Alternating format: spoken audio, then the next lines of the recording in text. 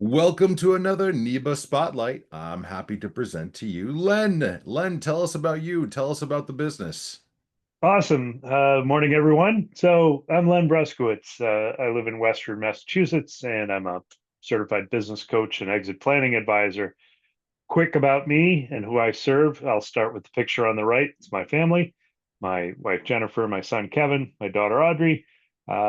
Super proud of them, and this is why I do what I do. A little bit more about me. I'm a third generation business owner. Both my grandparents moved to the US and started businesses. So I have a long history just in the family of being involved with small businesses. And what I do is I typically work with business owners who are 55 and up, and they're running companies that are in the 2 to 15 million revenue kind of size. What I do is I focus on exit planning, and that's getting the owner, most importantly, in their company, ready to transition out of on their terms and timeline.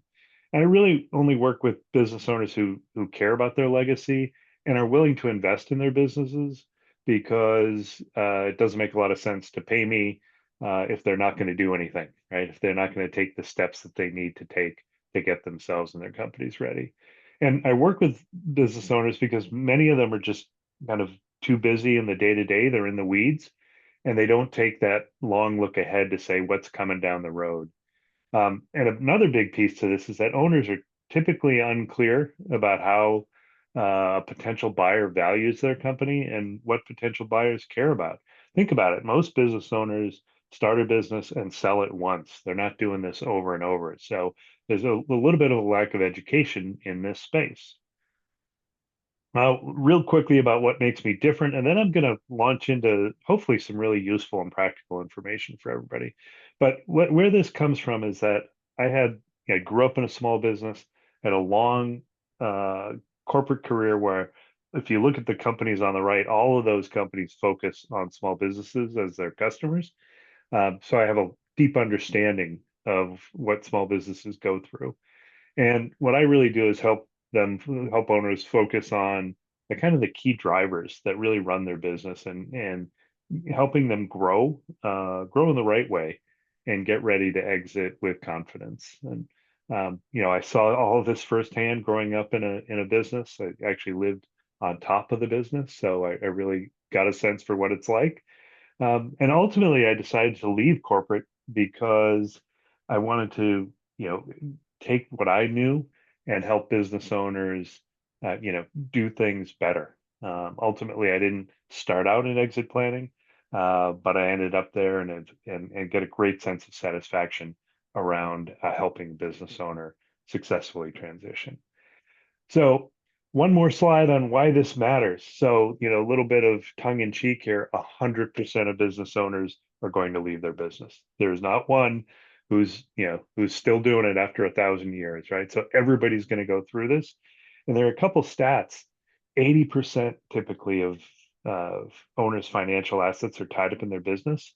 So they need to be able to harvest those. But the other bummer is that only 20% of the businesses that go up for sale actually sell, which means there's a huge disconnect. And that's the disconnect I'm trying to solve. Another stat is that about 50% of business transitions are unplanned. They happen because one of the 5 Ds: death, disability, divorce, disagreements, or distress. And so having a plan doesn't keep those things from happening, but it makes the results a lot better.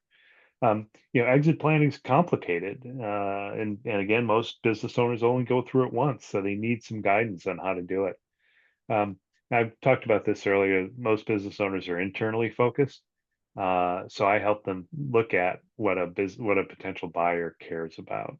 And some may say, "Gee, well, I'm not ready to exit, so why do I need to think about this?"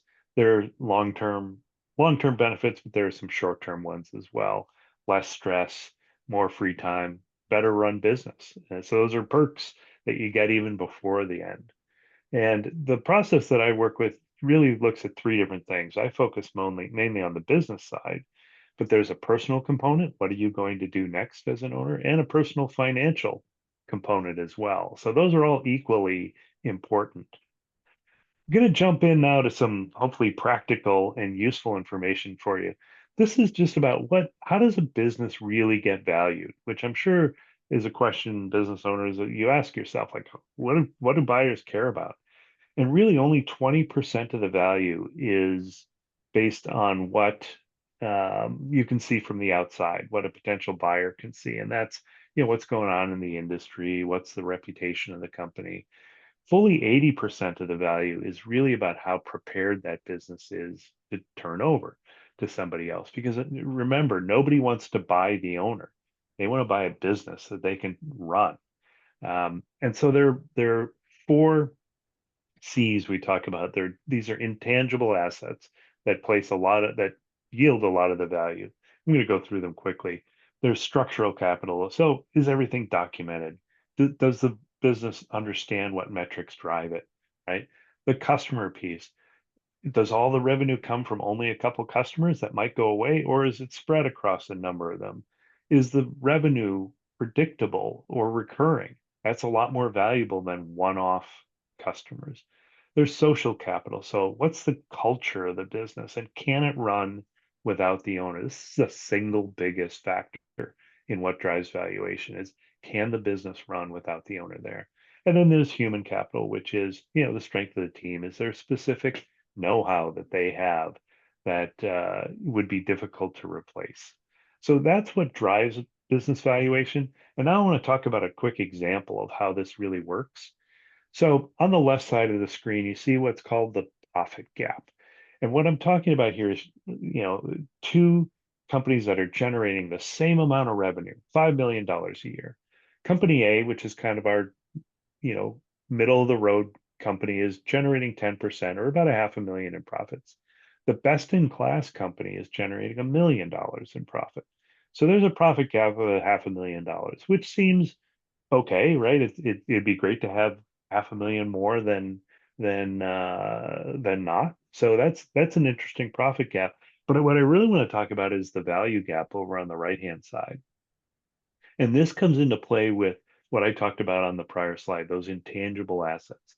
So our normal company is generating a half a million dollars, and because they're not really all that highly rated on those intangible assets, they're going to get a 2x multiple. So the value of their company is going to be $1 million. That best in class company, they've got their processes documented. They understand their metrics. They know how to drive their revenue. They're generating $1 million, but they're going to get a 4x multiple. So their company value when they go to sell it is going to be $4 million. Now you can really see that that gap starts to widen. So a lot of the effort isn't just on the profitability, that matters, but it really matters of how well your company is run with all those other factors that come into play. All right. So real quickly, just some more education. I want to talk about exit options. A lot of business owners don't fully understand what options they have. There are basically five of them with a couple different flavors to them. There are pros and cons to each of these. I don't have time to go through those, but there's the classic succession, right? Passing it along to a family member. You can sell to a third party. There are two kinds of buyers from third parties. A financial buyer, this is somebody who just wants to buy the business and run it. A strategic buyer is somebody who, by buying your business, makes their own business better. So maybe they can sell products into your customer base, or your products can be sold into their customer base. They're typically willing to pay a higher price. You can merge with a partner or competitor, you can sell to management, and there's always that shut down and liquidate assets option. Not a great one, but sometimes it's the right one. So I want to leave with 5 steps that as a business owner, you can start to take today to get ready. First one, just make sure that your top business processes are documented. This used to be painful. You used to have to write it all down. Now you can do quick videos to describe how your processes work. Second, focus on what you do best to minimize risk, right? Take those risky parts of your business out because no buyer wants those. This is things like bad customers, for example. Third, delegate one key task that you do as the owner. This gets you that a little bit of that owner independence, lowers your stress, all kinds of good things happen from it. Review and organize your financial and legal records.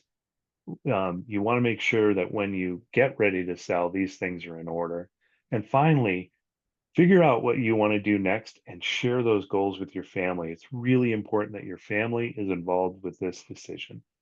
So I am going to stop right there. That's me.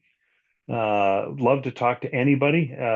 If this is your situation, or maybe a family member or a friend who's uh, running a business and is starting to think about what's next, I'd love to talk to them. Thank you very much. Len, this is so amazing. We really look forward to supporting you and your business. What great information for all of us. And we will post this video. Thank you. You're welcome. Nice work.